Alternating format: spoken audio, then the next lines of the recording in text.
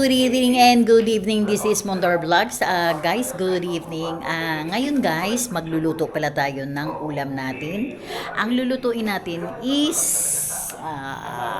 tinulang manok. Ngayon guys, sinotate ko na siya sa onion, garlic, at saka yan guys. Ayan siya guys. Ayan siya sa ngayon ang atin na ulam. Yan ang lulutuin natin sa ngayon. Ngayon, ilalagay na kayo guys dito sa taas ng ref para na makita natin ang atin ano. Ayan siya guys.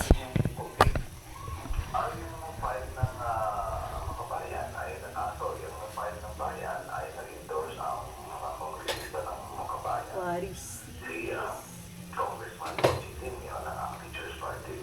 siya, diba? Lutuin natin ang konti lang lutuin kasi baka daw hindi na naman maubos. Kaya konti lang.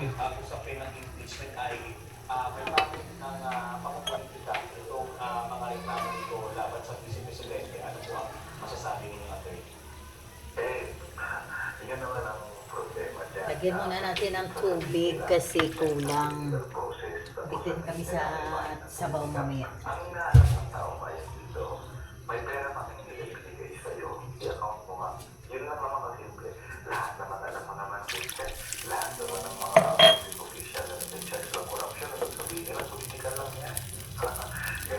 Kaya hindi man neto ang taong bakit yan. Kasi kung political lang yan, ibig sabihin ko lang na yan. Ayan, update ko na lang kayo mamaya. Ayun, maghihiwa tayo guys ng ano. Maghihiwa tayo ng ang dami ng kalat ng ano namin. Ito. Dami ng kalat. Maghihiwa ng sayuti. Litlitan lang natin kasi para mabilis maluto. And then, yan lang ang ulam namin sa ngayon. Siguro mga 8 slice lang yun. 8 hiwa na manok. Para at least binigay sa kanila na hindi na ma-account hanggang ngayon kung saan napunta. So yun lang naman hindi ng tao. May walang politika dyan.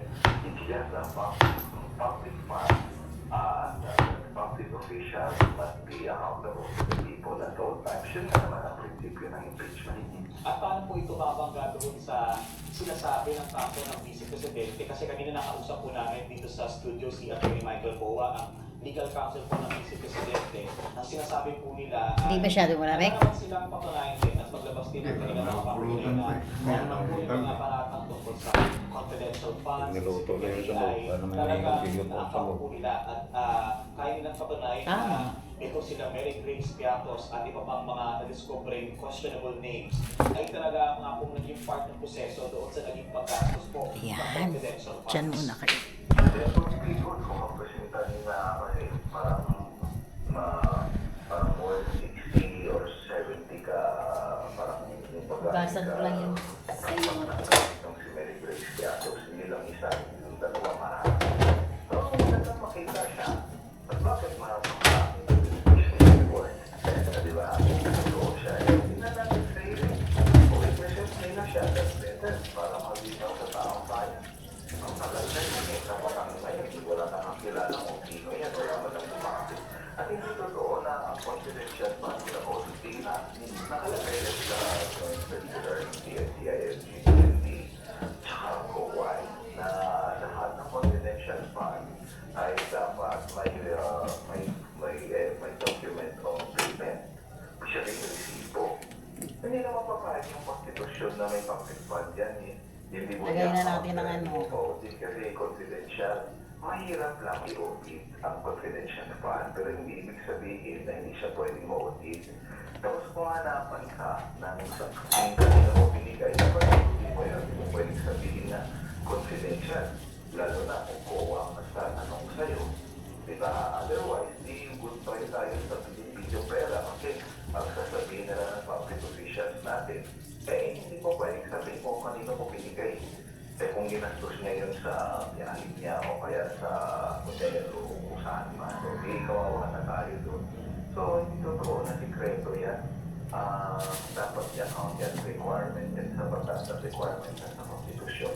At kung mapapalitan natin yung sabi ng confidential fund, last time, di ba nagkagulutan tayo na bakit ang dami ng... Ayun guys, maglalagay tayo ng budget for sili confidential funds. para When ano. Yung mga agencies na naman, parang sa pagkakaintindi naman natin, hindi naman nila kailangan ng confidential Isama natin sa kulok para ano. Actually, matagal ko na. Update na kayo ulit. Kasi naku- Guys, maglalagay na tayo ng Pag-representative ka kasi malunggay. ng mamamayan. Ang mamamayan, Malunggay na guys para kakain na tayo. Makakampi ka nito, makakampi ka doon. Hindi yun ang expected sa inyo. So, I hope kung sino man yung manahin dyan sa hituaan dyan sa Senate presidency, whatever, whoever will take, the fact is, dapat tingnan nila ang accountability mechanism. Last point ko dyan sa issue na yan. Alam nyo, yung impeachment, ito na yung huling accountability mechanism ng mamamayan.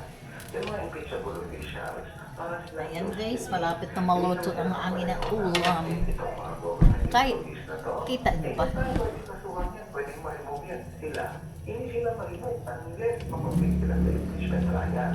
Kaya marami sila sa impeachable officials na may niyaasay. Kasi alam nila, hindi sila basta-basta ma-remove.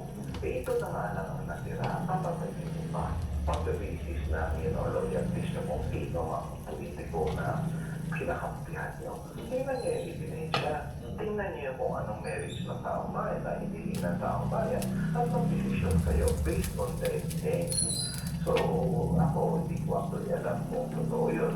Totoo, ano pa man. Basta kung umabot yan sa Senado, sana they will decide on the basis of the evidence and on the basis of the constitutional provision that says that public officials must be accountable to the people at both times. Kaya yun na naman ang hinihingi ng taong bayan. Pagdating naman po sa Kamara, kasi siyempre bago pumunta ng Senado sa Kamara muna, and after nitong election last year, nagbago din naman po ang form ng Kamara. Di ba may mga bago po tayo mga kongresista, nagbago ang structure ng Kongreso. How confident are we na kahit pa paano, kahit may bago pong haning ng mga kongresista ay makalulusot po itong ating impeachment complaint kapag dumaan na po sa proseso? Ang karamihan naman ng nandiyan ngayon, nadalo ngayon ay ano pa naman ang karamihan naman ng sumuporta dyan noon ay nandiyan. Sino yan? Pa rin naman may mga nagbabago, pero hindi lahat. So I am Sino yan? hoping na kung pumirma kayo the last time in support of the impeachment, o di isa ngayon sana. Hello? Sana hindi nagbago kayo. Hello? Kasi wala namang Hello? bago sa sitwasyon mula noon hanggang ngayon. Hello?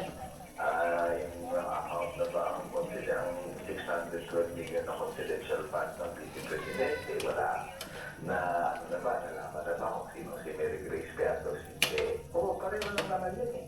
So, kung hindi naman nagbago ang sitwasyon, sana naman hindi nagbago ang suporta nila. So, in that case, confident kami that knowing Doon na tayo. they will stand by their principles, but they will still support the impeachment complaint na ngayon. Ayan na guys, ang finished product namin.